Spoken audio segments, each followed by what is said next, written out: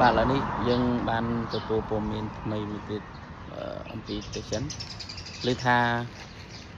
ប្រទេសចិនបានកាត់បន្ថយការចំណាយរបស់រដ្ឋរយៈពេល6 ខែซึ่งមានន័យថាការធ្វើតកតងនឹងការចំណាយរបស់រដ្ឋគឺផ្អាកចំណាយក្នុងរយៈពេល6 ខែតកតងនឹងការអភិវឌ្ឍអីគឺអត់ទាន់ច្បាស់ដែរគាត់ដឹងថាកាត់បន្ថយការចំណាយបាទហើយនឹងមិនបញ្ចេញកម្ចីទៅក្រៅប្រទេសទៀតគឺពិបាកក្នុងឆ្នាំ2026នេះសិនតែមើលអាច6 ខែបរំចូល2027បាទគេមានន័យថាសេដ្ឋកិច្ចសកលលោកវាចាប់ផ្ដើមមានបញ្ហាអាចជារង្គោះរង្គើ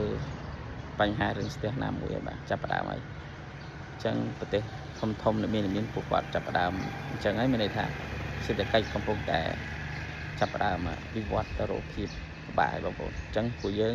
តែតូចត្រូវតែត្រៀមដូចគ្នាដើម្បីប្រឈមទាំងអស់គ្នាបាទ